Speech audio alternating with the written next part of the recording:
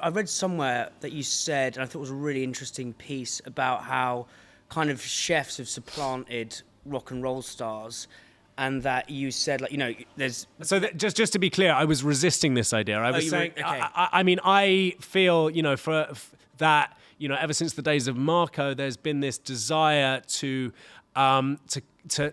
project onto professional cooks a romantic iconography of, the Byronic kind of flame, that kind of youthful vigor that burns too brightly until it expires, and the rock star, the kind of, whether that's and I feel this is kind of pernicious. I feel that this is misguided. I feel it's completely sensible. Culture needs these figures. It needs these scapegoats. It needs these beautiful young people to reflect the burning, authentic passions of youth that we can feel stimulated by, feel attracted to, feel drawn to, but also ultimately, find kind of... in seeing them burn themselves out, find also a kind of a salutary social lesson that encourages kind of conformity.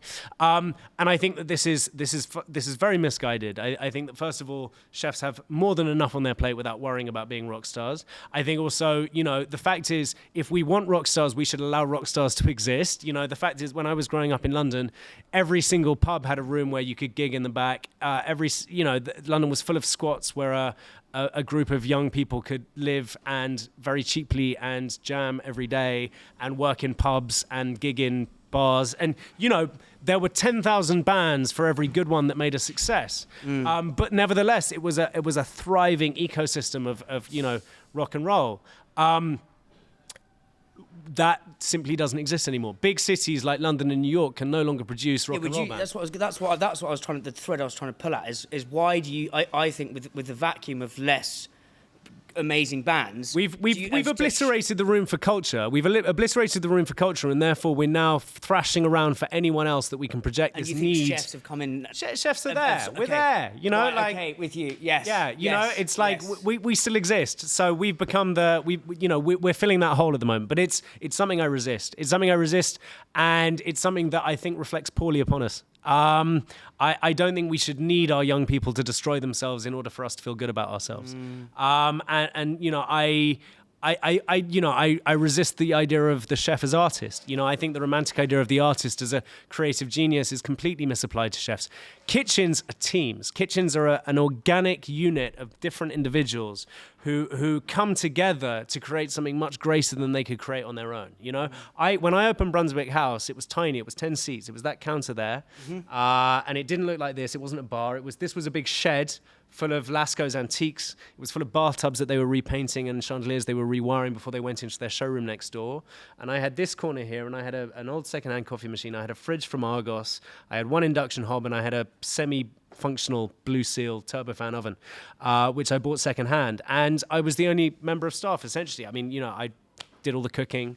I had, a couple of people who'd come and help make coffees, but, essentially it was me on my own, and that lasted for a period of 18 months. And it was wonderful. It was exhilarating. I was 23, 24. I felt so charged by what I was doing. It didn't matter that no one ever came. In commercial terms, it was a disaster for the first year or so. What sort of stuff were you cooking at that point? Mostly sandwiches. Again, this is going to sound completely absurd. Of course, no one came. The star item was a bone marrow sandwich. Sounds delicious. It was absolutely delicious. It was whipped bone marrow, seasoned with horseradish, spread on toasted focaccia with a very, very punchy watercress salad and pickled walnuts, and it was absolutely delicious. The office workers of Vauxhall could not have been more baffled by the idea as a concept or as a reality. There was a very good kind of essentially a meatloaf sandwich made of a very good French-style terrine with cornichons and mustard. There was a very good aubergine terrine that we made, a pressed aubergine that was kind of dressed with a kind of crispy chili oil, kind of Central Chinese style crispy chili oil. It was a really fun, creative menu of sandwiches that probably actually looks like quite a lot of what gets served in all of the very fashionable sandwich bars that London sees now. But at the time, our competition was Pret and Tesco's next door. And we couldn't compete with either of those on price or accessibility. So I was just trying to be interesting. I think we were probably a bit too interesting for Vauxhall in those times. But the big change that happened for Brunswick House was we found that the building used to be a working men's club and still had a kind of a lapsed alcohol license, which Lambeth very graciously pretty much waved through when we applied for it to be recommissioned. And so suddenly we had a reason to start opening in the evenings. And Vauxhall may not have been a hugely thriving area during the day, but there were a lot of people living around here, a lot of people living near enough to want to come and eat and drink in the evening. I only knew how to make one drink, which was a Negroni. So that's all the only cocktail we did.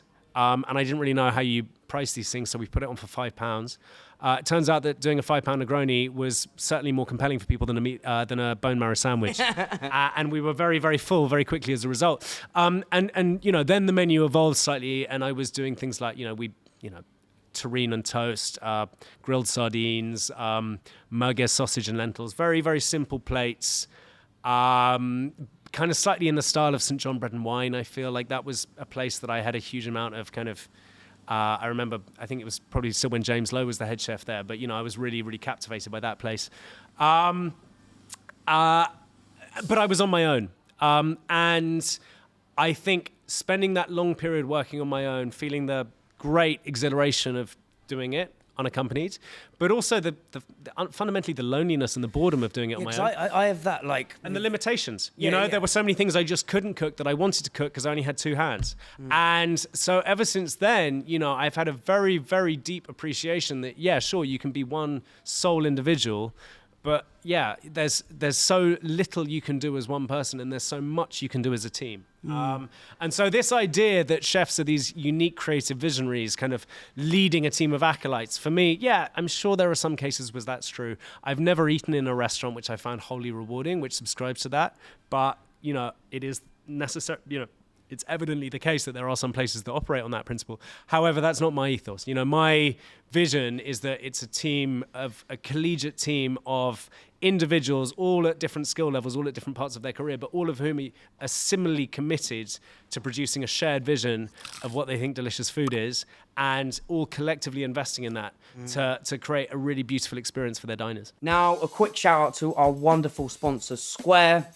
If you're a restaurant or you're in the food game and you're thinking of diving in, hear me out.